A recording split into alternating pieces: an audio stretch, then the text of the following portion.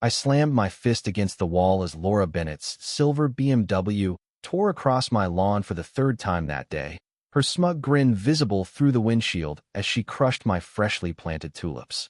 3 years of this torment. Watching helplessly as this HOA queen destroyed my property, while the neighborhood association she ruled ignored my pleas. When her reckless driving nearly killed my dog, something inside me snapped.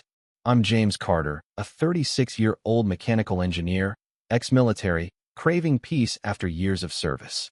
5 years ago, I bought my dream home in Oak Ridge Meadows, a quiet suburb with pristine lawns and friendly faces. My golden retriever, Max, and I settled in, enjoying morning jogs and backyard barbecues. My lawn became my pride, perfectly trimmed grass, vibrant flowers, the envy of every passerby.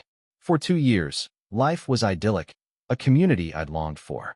Then the Bennetts moved in 3 houses down. Richard Bennett, a 53-year-old real estate mogul, seemed decent enough at the HOA barbecue, shaking my hand and talking about boosting the neighborhood's prestige. His wife, Laura, was another story. Mid-40s, impeccably styled. Her fake smile and dismissive gaze screamed trouble. Neighbors' faces tightened when she approached, conversations stalling, eyes searching for escape. I tried to give her the benefit of the doubt, but a month later, I caught her silver BMW veering across my lawn, leaving tire tracks in my grass. At first, I thought it was a mistake, maybe she swerved to avoid a squirrel. But it happened again, then daily. Laura had decided my corner lot was her shortcut to the mall, shaving 2 minutes off her drive. When I politely asked her to stop, she waved me off.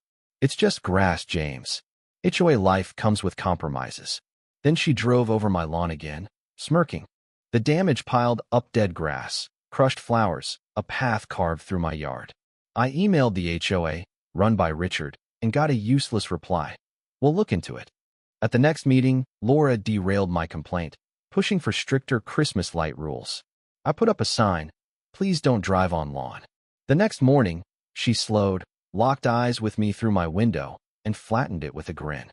That sign sparked a 3-year war that ended in a way no one expected. I tried everything: diplomatic talks, decorative borders, potted plants, all within HOA rules. Laura reported them as violations, citing obscure clauses Richard enforced. My neighbor, Emily Harper, a 34-year-old lawyer, shared her own Laura horror story. A blue door, HOA approved, led to months of harassment until she repainted it gray. Laura runs this place, Emily warned.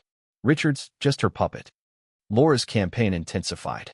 She parked in my driveway overnight, honked late at night, and slapped me with absurd HOA violations: holiday lights down 3 days late, Max too visible in my yard. Sleep deprived, my work suffered, and Max grew anxious, hiding at the sound of her engine. I met Richard at the gym, away from Laura's grip. I know she's tough, he admitted, voice low. Living with her is hell. Everything's about control. He apologized but changed nothing. Officer Daniels, our community cop, sympathized but said, "Document everything. The law's limited here." Laura's antics escalated: high beams through my windows at 2 a.m., more violations. I installed security cameras, capturing 17 lawn crossings in a week. I built a new barrier: tasteful rocks and plants, rule compliant. Neighbors loved it, but Laura got it banned as a safety hazard.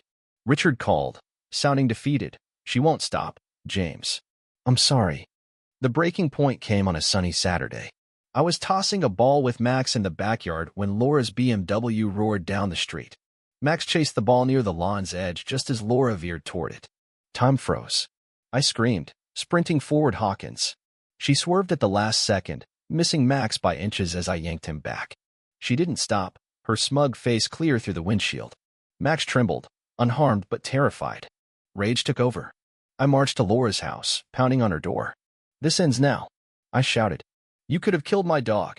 Laura whipped out her phone, recording. "This is harassment. I'm calling the police," she yelled, playing the victim. I walked away, her voice taunting. "You're done here, Carter." Officer Daniels arrived, looking uneasy. Laura claimed I'd threatened her. I showed him the footage of her near miss with Max and 3 years of harassment. "She's vindictive," he admitted, "but avoid her. Keep documenting." Emily and I strategized at my kitchen table. Legal routes like cease and desist letters or small claims court seemed futile. Laura's wealth and HOA power would drag things out. Emily suggested targeting Laura's ego and convenience. Online forums inspired me, a fake speed bump to deter her. As an engineer, I designed a soft, removable bump that compressed under slow vehicles, but hid a trap for reckless drivers, angled pins for slow tire leaks, and neon green powder with a foul odor triggered at high speeds. The pins ensured gradual deflation, safe for driving. The powder, non-toxic but persistent, would glow and stink as the car heated up. Emily vetted the plan legally. It's a gray area, but with clear warnings, it's defensible, she said. I wrestled with guilt. Was I sinking to Laura's level? But her entitlement left me no choice. I built the bump in my garage, a black and yellow shell hiding my dual system, calibrated for 15 miles per hour or higher.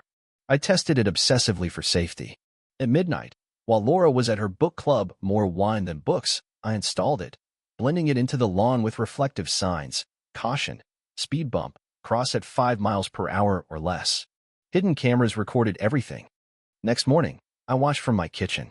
At 8:45, Laura's BMW approached. She slowed, smirked, and gunned it at 20 miles per hour. The bump compressed, pins pricked her tires, and a faint powder mist coated the undercarriage. She sped off, clueless. Hours later, she returned, oblivious. By afternoon, she crossed again, compounding the damage. Her tires sagged, and a greenish glow emerged, the stench growing. Dressed in white yoga gear, she drove half a block before all 4 tires flattened at the neighborhood entrance. She stepped out, slipped on the powder, and fell, her outfit now neon green. Neighbors slowed, staring. A tow truck arrived, the driver baffled by the punctures and smell. Laura's humiliation was public, her ego shattered. I felt vindication but also guilt. I'm an engineer, not a saboteur, I told Emily. You tried everything else, she said. This was about boundaries. That evening, Officer Daniels returned. Laura filed a complaint, claiming I'd booby-trapped her car with hazardous chemicals. I showed him my documentation, safety data sheets, videos of Laura's trespassing, the Buddy incident. She ignored clear warnings, he said. But her connections might complicate this. The HOA called an emergency meeting to expel me. Then Richard appeared at my door, looking broken. Meet me at the coffee shop, he said. I have something to show you. At the cafe, Richard slid me a flash drive.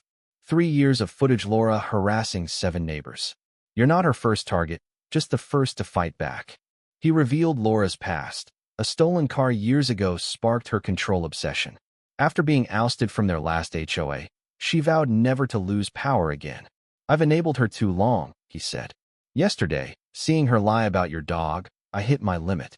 At the meeting, Laura performed, tears and all, demanding my expulsion for endangering the community.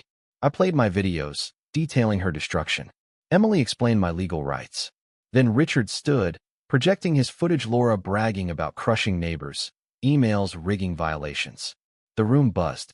Neighbors shared their stories, medical equipment violations, toy bans, garden harassment.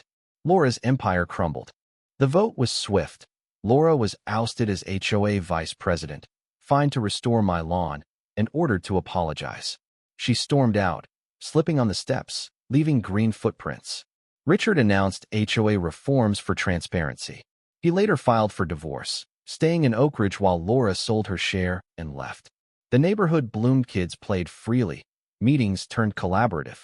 I restored my lawn, added a bench, and taught kids tech for safety. Richard and I became unlikely friends, walking Max together. A year later, Emily sent photos of Laura in her new neighborhood, parking blocks away after clashing with neighbors. Rumors swirled of a no Laura HOA rule, likely a myth, but fitting. My lawn thrived, greener than ever. Laura's defeat wasn't about revenge, but community. When neighbors unite against bullies, the Lauras lose. Sitting on my bench, watching kids play, I realized the best plan isn't a trap, it's a space where people stand together, fearless and free.